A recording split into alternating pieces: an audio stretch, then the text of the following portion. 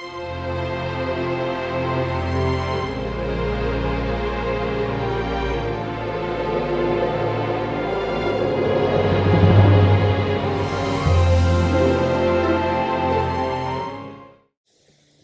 हम शुरू करेंगे एक कहानी से। तो दो टीचर्स की कहानी है ये। और दोनों टीचर हिंदी पढ़ाया करते थे और दोनों को अपने बच्चों को गाय के ऊपर लेख लिखना सिखाना था। तो जो टीचर वन था वो अपने क्लास में गया, उसने चॉक उठाया और ब्लैक बोर्ड पे गाय के बारे में लिखना शुरू कर दिया कि गाय के 4 पैर होते हैं, 2 सींगें होती हैं, वगैरह वगैरह। तो उसने ये किया। दूसरा टीचर था वो क्लास में गया, उसने वो बैठा और बोला कि बच्चों आज हमें गाय के ऊपर लेख लिखना है। तो उसने किसी बंदे को उठाया और पूछा कि अच्छा तुम बताओ गाय के बारे में कोई एक चीज़ बताओ। तो उस बच्चे ने बोला सर गाय के 4 पैर होते हैं। फिर उसने दूसरा बच्चे को उठाया, उसने बोला कि अब तुम बताओ। तो उसने बोला सर गाय सफ़ेद रंग की होती है। तो किसी ने टोका नहीं सर गाय काले रंग की भी होती है। तो किसी ने बोला नहीं सर गाय गाय में चित्तियाँ भी होती है, तो वो काला सफ़ेद भूरा बहुत सारे रंग की होती है।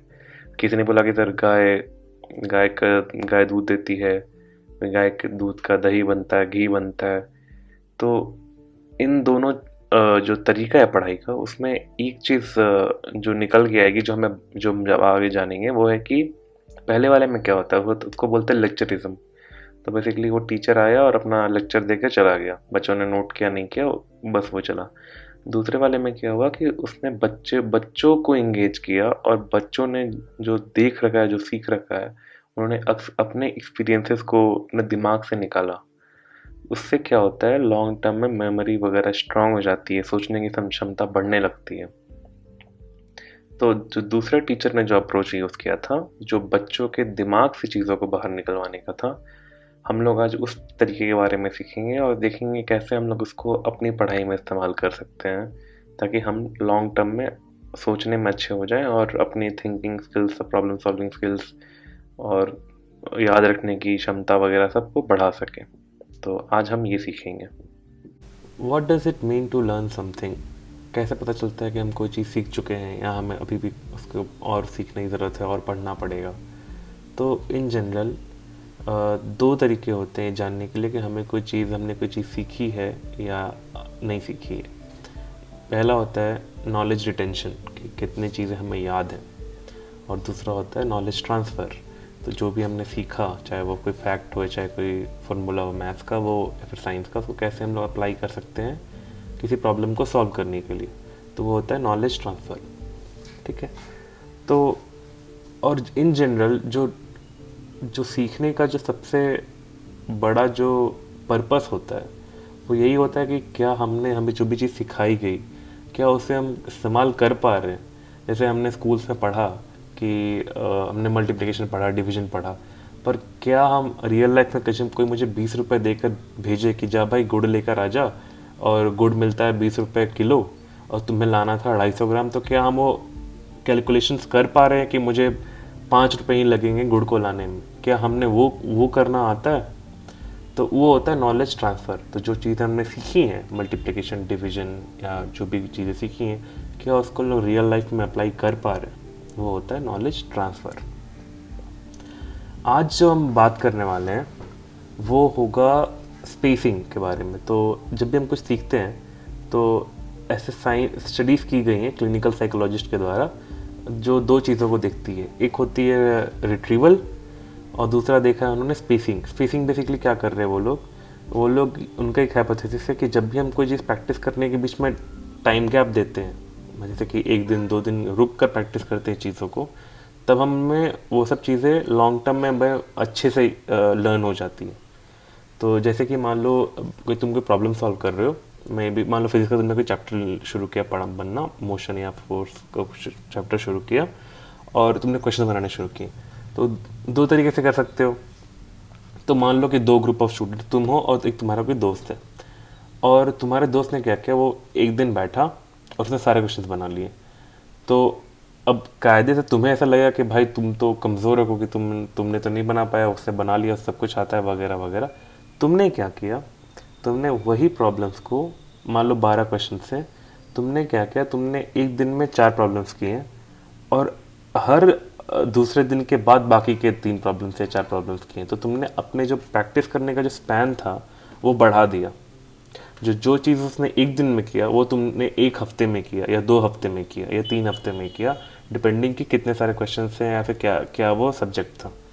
और पाया ये गया है कि जो स्टूडेंट्स अपने पढ़ाई को या प्रैक्टिस जो प्रॉब्लम करते हैं उसको जितना स्पेस करते हैं और गैप्स को रखते हैं, वो एग्ज़ाम्स में ज़्यादा अच्छा परफॉर्म करते हैं।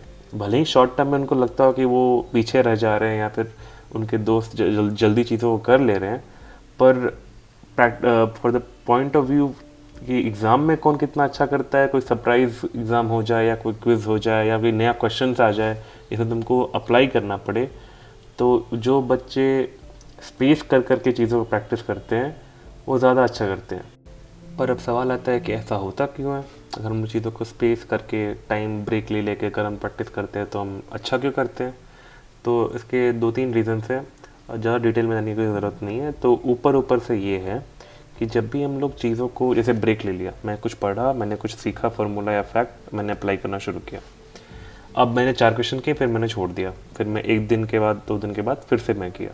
तो अब मेरे को फार्मूलाज को अपने दिमाग से निकालना पड़ेगा, ठीक है। और अब वो गाय वाली कहानी आ जाओ कि वो गाय वाली कहानी दूसरा टीचर क्या करता है, उसमें बच्चे अपने दिमाग से चीज़ों को बाहर निकालते हैं। तो ये बस वही चीज़ है कि अब तुम क्या कर रहे हो, तुमने दिमाग से चीज़ों को जैसे बाहर निकालोगे ना, तुम्हारे दिमाग को लगेगा भाई ये तो ये यूज़ कर रहा है, मतलब ये इंपॉर्टेंट है, मतलब इसको मेरे को लॉन्ग टर्म में रखना पड़ेगा। तो इससे क्या होता है कि वो मेमोरी जो है वो कंसोलिडेट होने लगती है, वो मेमोरी स्ट्रांग होने लगती है। दूसरा फैक्टर जो बहुत इंपॉर्टेंट फैक्टर है वो है कि मेंटल ब्रेक्स, जो ब्रेक लेते हैं ना, तो अपने जो ब्रेन के न्यूरॉन्स हैं वो बेसिकली कनेक्शन बनाते हैं नए नए। तो वो कनेक्शन बनाने के लिए वो टाइम मिल जाता है उनको। तो जब तुम ब्रेक लेते हो तो वो नए नए कनेक्शन बनाते हैं। इसको डिफ्यूज्ड मोड ऑफ थिंकिंग ये बोलते हैं, अगर किसी को आइडिया है तो ये वो चलता है। ओके, सो अब आखिरी सवाल है, सबसे इम्पॉर्टेंट सवाल, इसको हम लोग कैसे अपनी स्टडीज़ में यूज़ कर सकते हैं, कैसे हम लोग स्पेसिंग को यूज़ कर सकते हैं अपने लर्निंग, अपने अंडरस्टैंडिंग को इम्प्रूव करने के लिए। और इसका एक जो है सबसे इम्पोर्टेंट रूल ऑफ थंब है, क्योंकि बाकी सब जनरली गेस वर्क चलेगा और सबके लिए वेरी करेगा, पर एक जो रूल ऑफ थंब है वो है कि जो भी तुमने सीखा है ना, तो जो गैप होना चाहिए वो इतना होना चाहिए कि वो जो तुमने सीखा था उसका कंटेंट फेमिलियर हो पर बिल्कुल फ्रेश ना हो। फेमिलियर मतलब आइडिया हो, हल्का वीगली याद हो चीज़ें, पर ऐसा ना हो कि अभी तुरंत पढ़ा, तुरंत सॉल्व किया, फिर उसके बाद तुरंत शाम को सॉल्व कर लिया, तो चीज़ें बहुत फ्रेश रहेगी दिमाग में, शॉर्ट टर्म मेमोरी में वो रहेगा, तो वो लॉन्ग टर्म में तुम्हारा मेमोरी कंसोलिडेशन नहीं होगा, वो तुम्हारा लर्निंग इम्प्रूव नहीं होगा। तो टाइम स्पैन इतना होना चाहिए कि चीज़ें फेमिलियर हो और पर बिल्कुल फ्रेश ना हो। तो ये एक रूल ऑफ थंब है जिसको तुम यूज़ कर सकते हो। 2 एग्जांपल्स हैं जो उन्होंने यूज़ किया था रिसर्च करने के लिए। तो पहला था उसमें कि उन्होंने मैथ्स के असाइनमेंट्स लिए थे 7 और उनको 6 वीक्स में स्पेस कर दिया था। तो एक तो ये एक एग्जांपल बता रहा हूँ, तो तुम लोग इसको रेफरेंस की तरह यूज़ कर सकते हो। दूसरा एग्जांपल उन्होंने लिया था कि फिजिक्स के उन्होंने 12 प्रॉब्लम्स लिए थे और उनको एक दिन में 4 प्रॉब्लम्स करने थे और उन्होंने इसको स्पेस किया था ऑल्टरनेट डेज पे। तो पहला दिन प्रॉब्लम किया, फिर अगले दिन गैप लिया, फिर तीसरे दिन किया, फिर अगले दिन गैप लिया और फिर छठे दिन किया या 5वें दिन किया, जो भी है। तो ऐसा ऐसा था। तो ये 2 एग्जांपल्स होते हैं जिसको तुम लोग रेफरेंस यूज़ कर सकते हो अपना स्पेसिंग इंटरवल बनाने के लिए कि कितना स्पेस होना चाहिए वो करने के लिए प्रैक्टिस, ठीक है।